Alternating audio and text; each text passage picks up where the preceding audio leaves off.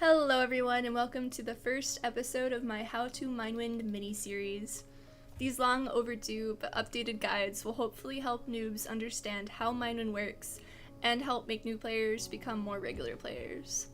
So Minewind now has 8 sub-servers total, all of which are the exact same except with a few small differences that I will list and talk about.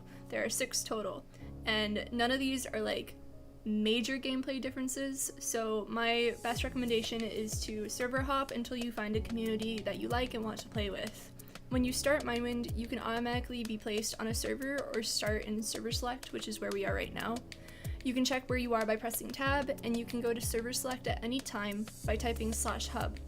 And the very first thing that separates all of these servers from each other is, of course, the community. So when players choose their home server, they generally play on that server only.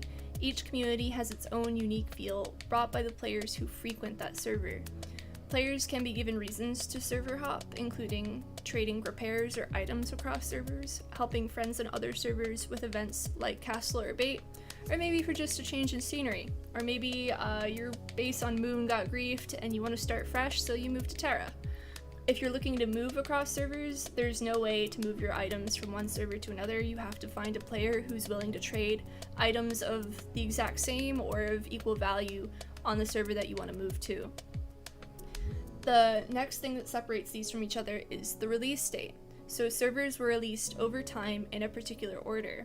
Now, this is only important because the release date also ties in with the server's economy as well as old event items. From oldest to newest is Arch, Throne, Era, Azure, Sun, Aqua, Moon and Terra. And Moon and Terra were released at the same time, so they're twin servers. Older servers are more deg saturated because they have players who have been on since the beginning and have accumulated much wealth over time. The economy is like healthier in the sense that it will be cheaper to buy items you want from players at a lower price. For instance, on Throne you could get legendary for 10 to 15 degs, but on Moon and Terra it would be closer to 30 to 40. Another example, vote only item that's an efficiency 6 pickaxe. On Throne sells for about 5 degs, but on Era it sells for 32. Don't ask me why. The next difference between these is the seed. So each server's seed is unique, not anything big, like there's no only water server or only end server. But at the release of this video, there's been 2 leaks, so the seeds for Arch and Era are known by some players. Azure started as a sky-based server with floating islands, but now when you generate new chunks, it becomes regular terrain. I'd say the biggest, smallest difference between these servers are Generation 1 seasonal items. These are items that were possible drops from past seasonal events and are no longer obtainable. Generation 2 seasonal items are available to purchase at any time from NPCs in spawn at the Warp Magic Hotel. The first 5 servers that were released have these Generation 1 seasonal items that are becoming more increasingly rare and are worth more degs, because the players who have them aren't going to sell them, or if they do sell them, they're going to be worth a lot.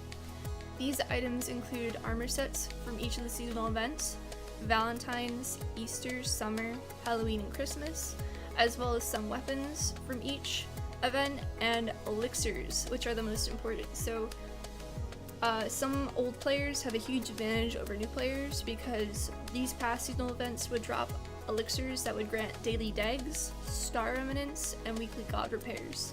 So if you have someone who has several Minecraft accounts and got an elixir from each, you're looking at someone who can get about 45 degs a day from just typing daily. And of course this means they're gonna have more overpowered weapons because they've got all those degs to make their items sharper. But I can go over sharpening another time. The last thing that separates these servers from each other are unique items, also known as mythicals. So mythicals are quite coveted. They're unique items designed by the admins for individual players. There are no 2 mythicals of the same kind, and all but 1 were rewarded for bug reports. The most recent mythical was given to the winner of the 2018 server trailer competition, and there has not been another opportunity to win one since. So with that, me talking a lot and just standing here in Hub pretty much wraps up my first video on how to choose your server. And don't forget to like and subscribe to your favorite Minewind YouTuber, Catalyst Angel, and I hope to see you soon on episode 2 for more updated how to Minewind guides.